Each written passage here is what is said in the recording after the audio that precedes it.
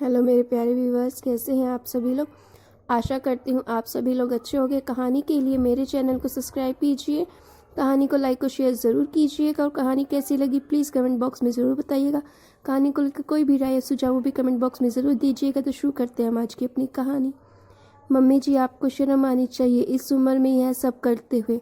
अब क्या मुँह दिखाएंगे हम लोग दुनिया वालों को, और क्या कहेंगे सभी को कि इस उम्र में मेरी सास माँ बनने वाली है, और वह भी किसके बच्चे की क्या पता। मुझे माँ बना अभी 1 साल हुआ है। जहाँ बेटा बहू के बच्चे पालने की उम्र है आपकी, वहाँ आप अपना बच्चा लेकर घूमोगे। अब शर्म आनी चाहिए आपको। मुझे तो आपको अपनी सास कहने में भी शर्म आ रही है। अगर यह बात आपके बेटे महेश को पता चल गई तो आप सोच भी नहीं सकते क्या होगा। सलोनी अपनी सास मोहिनी से बोली। मोहिनी जी, जिनके पास कहने को कुछ शब्द नहीं थे, खामोशी से अपनी बहू के बातें सुन रही थी। अंत में सिर्फ इतना बोली कि बेटे महेश को अभी कुछ मत बताना। सलोनी बोली, हाँ देखो कैसे बेटे के नाम से हवाइयाँ उड़ रही हैं आपकी। यह जब यह कुकर्म किया तब बेटे बहू की याद नहीं आई, जो अब सभी के सामने यह बात खुलने का डर सता रहा है। मैं तो महेश को सारी बात बता कर रहूँगी। अभी कमरे में जाकर सब बताती हूँ उनको। पता नहीं कहाँ मुंह काला करके आई हैं इस उम्र में। मोहिनी फपक फपक कर रो पड़ी और खो गई अतीत के गलियारों में। हंसता खेलता परिवार था मोहिनी जी का। मोहिनी जब केवल 17 बरस की थी, उनकी शादी उनसे 2 साल बड़े चंद्रशेखर जी से हो गई थी।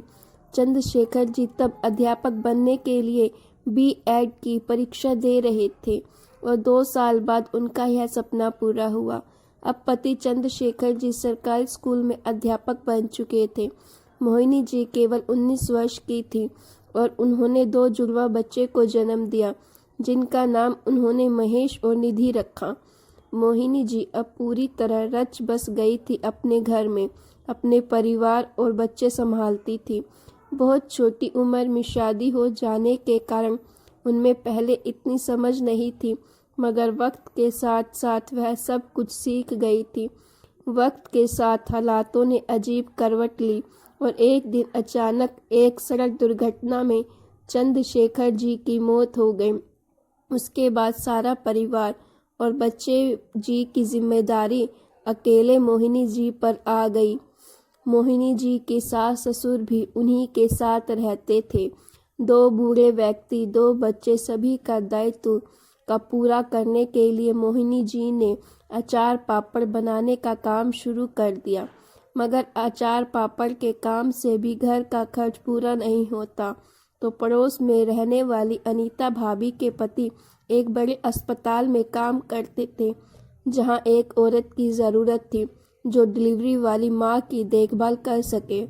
जब अनीता भाभी ने यह सब बात मोहिनी जी को बताई तो मोहिनी जी इस नौकरी के लिए तुरंत तैयार हो गई। अब मोहिनी जी घर परिवार संभालने के साथ साथ अस्पताल में नौकरी पर भी जाने लगी थी, ताकि वह घर का खर्च निकाल पाए। शनिवार और रविवार को अस्पताल से उनको छुट्टी दे दी जाती थी। तब मोहिनी जी ऑर्डर किए हुए अचार पापड़ तैयार करते। मोहिनी जी को एक बेटा महेश और एक बेटी निधि थी, जिनकी पढ़ाई लिखाई का खर्च और सास ससुर की दवाइयों का खर्च मोहिनी की नौकरी करके पूरा कर रही थी। मगर मोहिनी जी की सास रूपमती जी को मोहिनी जी का हॉस्पिटल जाकर नौकरी करना बिल्कुल पसंद नहीं था। शुरुआती दौर में तो वह कुछ नहीं बोली, क्योंकि रूपमती की और उनके पति कमलेश जी की दवाइयों का खर्चा भी तो मोहिनी जी उठा रही थी। रूपमती की मौका देखती रहती कि कब बहू कुछ ऐसी गलती करे कि उन्हें बहू को टोकने का मौका मिल सके। एक दिन पड़ोस वाली अनीता भाभी के पास पति राजेश जी अस्पताल जाने स्कूटी से घर से निकले ही थे कि उन्होंने मोहिनी जी भी घर से निकलती नजर आई। चूँकि दोनों एक ही अस्पताल में काम करते थे, मोहिनी जी को देखते ही वह बोले, भाभी जी आइए मेरी स्कूटी पर बैठ जाए, मैं अभी हॉस्पिटल ही जा रहा हूँ। मोहिनी जी बेचारी आज पहले ही से वैसे ही लेट हो चुकी थी उन्होंने भी राजेश जी के आग्रह को स्वीकार कर लिया और राजेश जी के पीछे स्कूटी पर बैठकर हॉस्पिटल के लिए निकल गई। रास्ते में उन्होंने उनकी मौसी सास रामवती ने देख लिया। रामवती जी ने तुरंत अपनी बहन रूपमती को फ़ोन किया और बोली, रूपमती ज़रा बहू पर लगाम रखो, भरी जवानी में विधवा हो गई, इसका मतलब यह नहीं कि पति के मरने के बाद गुलछड़े उड़ाए। रूपमती जी बोली, तुम क्या कहना चाहती हो, साफ साफ कहो। रामवती जी ने अपने आंखों देखा हाल बयां कर दिया और बोली, मेरी तरह ना जाने आज कितने लोगों ने तुम्हारी बहू को पड़ोस वाले राजेश के साथ देखा होगा। उससे पहले कि जग हंसाई हो, रोक लो उसे। आज शाम जब मोहिनी जी ने नौकरी से वापस लौटी, रूपमती जी गुस्से में बोली, शर्म नहीं आती तुम्हें, क्या हमारी नाक कटवाने पर तुली हो। मोहिनी जी बोली, माँ जी क्या हो गया, मैंने क्या किया। रूपमती जी बोली, बहू तुम हमारा खर्चा पूरा करती हो, इसका मतलब यह नहीं कि तुम बाहर जाकर गुलछड़े उड़ाओ और हम बर्दाश्त कर लेंगे। पड़ोस वाले राजेश के साथ चक्कर भी चला रही हो, नौकरी भी कर रही हो, तुम्हारे तो दोनों काम एक साथ हो रहे हैं। मेरा बेटा चंद्रशेखर को मरे अभी 6 महीने ही हुए हैं और तुमने दूसरे आदमियों पर डोरे डालना शुरू कर दिया। मोहिनी जी बोली, माँ जी यह कैसा संगीन आरोप लगा रही हैं आप मुझ पर। मैं यह नौकरी अपने परिवार चलाने के लिए कर रही हूँ, गुलछड़े उड़ाने के लिए नहीं। आज राजेश जी रास्ते में मुझे मिल गए थे और हॉस्पिटल ही जा रहे थे, इसीलिए मैं भी उनकी स्कूटी पर बैठकर चली गई थी। इसका मतलब अगर कोई गलत निकलेगा तो इसमें मेरी क्या गलती है। रूपमती जी बोलती, गलती तो हमारी है बहू कि हम तुझे यह नौकरी करने दे रहे हैं। आज से तुम कोई नौकरी पर नहीं जाओगी और घर पर ही रहकर काम करोगी। मोहिनी जी बोले, घर पर रहकर आपकी दवाइयों का खर्चा, बच्चों की पढ़ाई का खर्चा कहाँ से लाऊंगी, वह मुझे नहीं पता। बस मैं इतना जानती हूँ कि हमारे घर की बहू बाहर जाकर नौकरी नहीं करेगी ताकि हमारा नाम खराब ना हो। मोहिनी जी बोली, मैं हाथ आई हुई नौकरी ऐसे हाथों से नहीं जाने दे सकती। माँ जी मुझे मेरे बच्चों का खर्चा भी निकालना है, उनका भविष्य संवारना है, मैं यह नौकरी नहीं छोड़ सकती। और रूपमती जी से बगावत कर मोहिनी जी ने अपनी नौकरी जारी रखी, जिस कारण अब सास बहू के बिल्कुल भी नहीं बनती थी। एक दिन अचानक रूपमती जी के पति कैलाश जी को दिल का दौरा पड़ा और उन्होंने तुरंत अस्पताल में भर्ती करना पड़ा। उनकी बाईपास सर्जरी हुई, जिसका पूरा खर्च कुल मिलाकर 4 लाख रुपए हुआ और तब यह सारा खर्च मोहिनी जी ने उठाया। मोहिनी जी ने अपनी नौकरी और अचार पापड़ से जो भी पैसे जमा किए थे वह सारे ससुर जी की बीमारी में उड़ गए। तब जाकर रूपमती जी को मोहिनी जी की कदर हुई और उन्होंने अपनी बहू मोहिनी जी से कहा, मोहिनी मुझे माफ़ कर दे। मोहिनी, रूपमती जी बोली, मैंने तुम पर शक किया, जबकि अगर आज तुम ना होती तो तुम्हारे ससुर जी की जान भी नहीं बच पाती। मोहिनी जी अभी पहले की तरह रोज नौकरी जाती, धीरे धीरे बच्चे भी बड़े हो रहे थे। उम्र के ढलते ढलते मोहिनी जी के सास ससुर का भी निधन हो चला था। महेश और निधि भी पढ़ लिख कर नौकरी पर लग चुके थे, इसीलिए अब उन्होंने मोहिनी जी को नौकरी को छोड़ घर पर रहकर आराम करने को कह दिया। मोहिनी जी भी इतने सालों के भाग दौड़ करके थक चुकी थी, इसीलिए उन्होंने भी बच्चों की सलाह मान ली। निधि के लिए अच्छा रिश्ता आने लगे थे, उनमें से एक रिश्ता पसंद आ जाने पर निधि का भी ब्याह हो गया। अब मोहिनी जी महेश को भी शादी करने के लिए मनाने लगी, क्योंकि महेश अभी शादी नहीं करना चाहता था। महेश के लिए लड़की देखने का जुम्मा महेश की बुआ जी सुधा जी ने ले लिया था और महेश और मोहिनी जी को एक लड़की दिखाने लगी। एक बार बुआ जी महेश के लिए सलोनी का रिश्ता लेकर आई। सलोनी बुआ जी के देवर की बेटी थी। सलोनी नौकरी करती थी और घर भी अच्छे से संभाल लेती थी। बुआ जी ने सलोनी की इतनी तारीफ की थी। मोहिनी जी ने लड़की की ओर से ज़्यादा खोज खबर नहीं निकालना ज़रूरी समझा और महेश अभी शादी के लिए तैयार ना था। मगर बुआ जी कहाँ मानने वाली थी। वह बोली, महेश, मेरी भतीजे के लिए रिश्तों की कमी नहीं है। वह तो मैं मेरे देवर के घर वालों को तेरी फोटो दिखा दी, तब उन लोगों ने मुझे पसंद कर लिया और अब तू है कि इतना अच्छा रिश्ता हाथ से जाने देना चाहता है। वैसे तो कभी मोहिनी जी और सुधा जी की बनी नहीं थी, मगर आज सामने से सुधा जी इस रिश्ते के लिए इतना जोर दे रही थी कि मोहिनी जी भी बेटे महेश से बोली, महेश, बुआ जी सही कह रही हैं, पढ़ी लिखी और नौकरी करने वाली है, घर का काम काज भी जानती है, और क्या चाहिए हमें। बुआ जी ने भी बहुत गुणगान गाए हैं, इसीलिए महेश और मोहिनी जी ने इस रिश्ते पर आंख बंद करके विश्वास कर लिया। महेश जो अब तक ना कर रहा था, अपनी माँ और बुआ जी के सामने हथियार डाल चुका था। थोड़े दिनों बाद धूमधाम से सलोनी और महेश की शादी हो गई। शुरुआती दिन अच्छे से कट ही रहे थे कि महेश बोला, सलोनी, अब तुम्हें नौकरी वापस ज्वाइन करनी है तो तुम कर सकती हो। सलोनी बोली, महेश, अब मैं नौकरी नहीं करूँगी, मैं तो बस शादी करके घर में ही रहना चाहती थी। नौकरी तो बस इसीलिए करती थी क्योंकि आजकल लड़के वाले भी यही चाहते हैं कि उनको पढ़ी लिखी नौकरी करने वाली बहू मिले। महेश बोला, तुम पढ़ी लिखी हो सलोनी, तो तुम घर पर क्यों बैठना चाहती हो? 2 पैसे कमाओगी तो अपने पैरों पर खड़ी कहलाओगी और घर खर्च में भी मदद कर पाओगी। सलोनी गुस्से में आकर बोली, मैंने शादी तुम्हारा घर खर्च में मदद करने के लिए नहीं की समझे। मैं तो घर पर रानी बनकर रहूंगी। मेरे पहले से ख्वाब थे कि मैं घर और बाहर का कुछ काम न करूं और सिर्फ रानी बनकर घर पर राज करूं।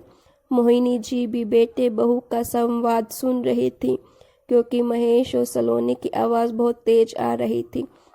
महेश बोला, तुम कहना क्या चाहती हो? साफ साफ कहो, मैं कुछ समझ नहीं पा रहा हूँ। सलोनी बोली कि यही कि घर का काम तो तुम्हारी माँ कर लेती है और बाहर नौकरी का काम तुम कर लेते हो। मैं तो रानी बनकर आराम करूँगी। यहाँ सलोनी की ही है बचकानी बातें सुनकर महेश हक्का बक्का रह गया। थोड़े दिन तो उसने सोचा कि शायद सलोनी धीरे धीरे परिवार में रसने बसने लग जाएगी। अभी नई नई ही तो शादी हुई है।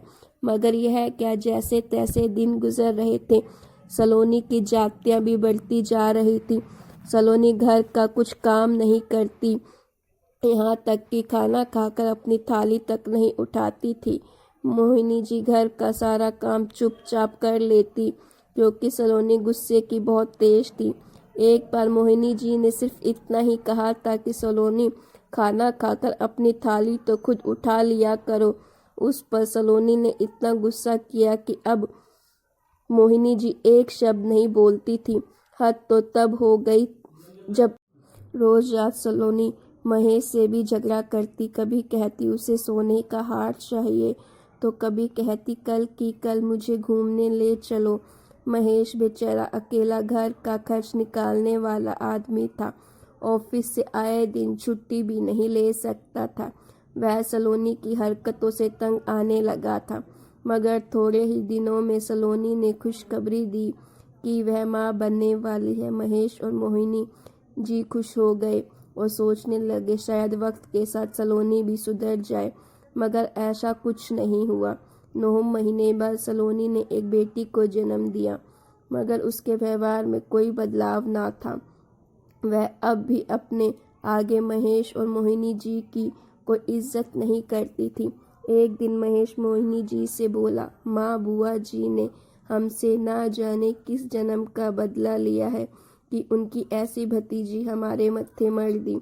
मोहिनी जी को मन में अब तक यही लग रहा था कि शायद उनकी ननद सुधा जी ने जानबूझ के इस झगड़ालू लड़की को हमारे मत्थे मर दिया है और लगना वाजिब भी था, क्योंकि सुधा जी ने कभी मोहिनी जी का अच्छा नहीं चाहा था। आज तक हमेशा एक ननंद वाला रुद्र रूप दिखाई था सुधा जी, मगर इस बार जानने मोहिनी जी कैसे उनकी बातों में आ गई। खैर, इसे ही अपनी किस्मत मान दोनों माँ बेटा जी रहे थे। बस वह कहते हैं ना कि एक परेशानी जब आती है तो वह परेशानियों का पहाड़ लेकर आती है। अभी इन गमों से निकले भी नहीं थे माँ बेटा की महेश को कैंसर जैसी बीमारी ने अपने चपेट में ले लिया और वह बीमार रहने लगा। उसे अपनी नौकरी भी छोड़नी पड़ी। मोहिनी जी पर तो जैसे दुखों का पहाड़ टूट पड़ा। और सलोनी, वह भी पति की बीमारी से निराश हो गई थी। सलोनी अब अपने बच्चे की देखरेख तो सही से कर नहीं पाती थी, और ऐसे में पति की इतनी बड़ी बीमारी का दुख, ऊपर से महेश के इलाज के लिए लाखों रुपए का खर्चा बताया था डॉक्टर ने, वह कैसा पूरा किया जाए, इस बात की चिंता करते रहते दोनों सास बहू। महेश की बीमारी के कारण सलोनी की भी अकल ठिकाने लग गई थी और उसने फैसला किया कि वह नौकरी फिर से ज्वाइन करेगी।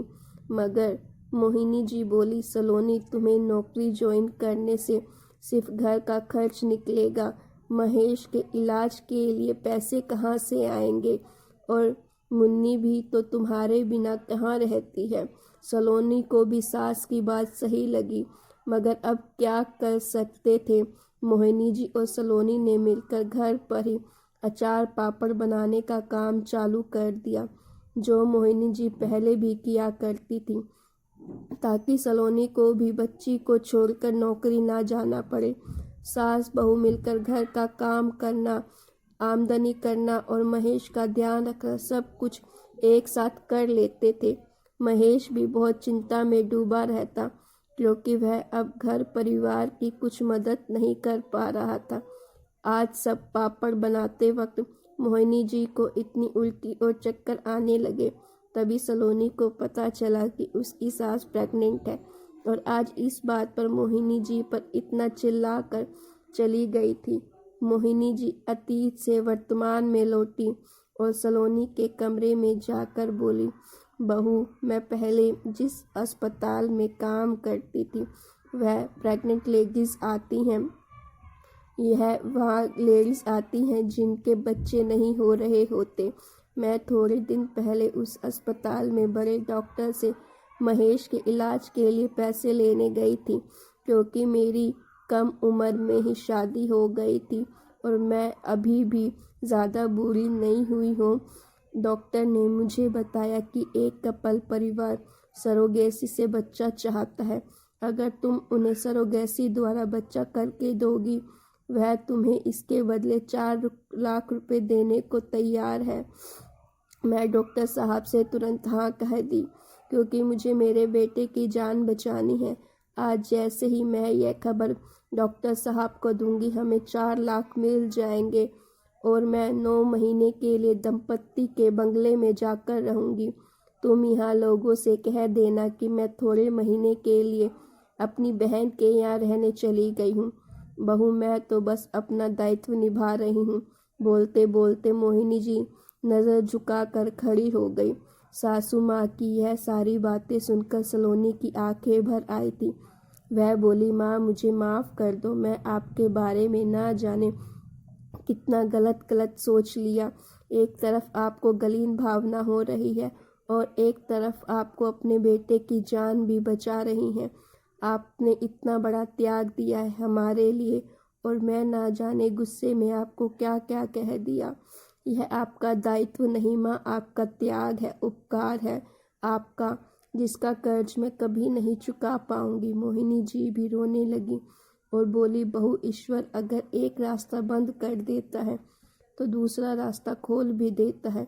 अभी यही रास्ता हमें परेशानियों से उभरने में मदद करेगा। तुम महेश को सारी सच्चाई बता देना, और अब कुछ महीने तुम महेश को अकेले ही संभालना पड़ेगा। सलोनी ने भरी आंखों से सहमति जताई और लगभग 1 सप्ताह बाद मोहिनी जी दंपत्ति के घर रहने चली गई। आज पड़ोस के लोगों को बताया गया कि वह अपनी बहन के घर रहने गई हुई है। सलोनी हर सप्ताह अपनी सास से मिलने बंगले पर जाती थी और उनका हाल चाल लेकर आती। यहाँ महेश की तबीयत में धीरे धीरे सुधार हो गया था और वह ऑफिस ना जाने के कारण घर से काम करने लगा था। महेश अपनी माँ के प्रति नतमस्तक हो चुका था, जिसने अपने बेटे की जान बचाने के लिए किसी और जान को जन्म देने का फैसला किया था। 9 महीने बाद मोहिनी जी ने एक बेटे को जन्म दिया। वह दंपत्ति खुश हो गए। अच्छा इलाज मिलने से महेश ठीक हो चुका था और वह फिर से काम पर जाने लगा था। दुखों के दिन गुजर चुके थे। सलोनी भी सुधर चुकी थी। अब वह अपनी सास की बहुत इज्जत करती थी, जिन्होंने अपने बेटे की जान बचाने के लिए इतना बड़ा कदम उठाया था। साथ साथ अपने पति की अहमियत भी पता चल चुकी थी। दोस्तों, जो सच आंखों से देखा जाता है ज़रूरी नहीं कि हमेशा सच होता है। कुछ सच राज तले दबे होते हैं। इसीलिए किसी को भी तुरंत जज ना करें, क्योंकि हमें पता नहीं होता कि सामने वाला किन हालातों से गुजर रहा होता है। गाइस, आपको ये स्टोरी अच्छी लगी तो प्लीज़ इस स्टोरी को लाइक ज़रूर करें।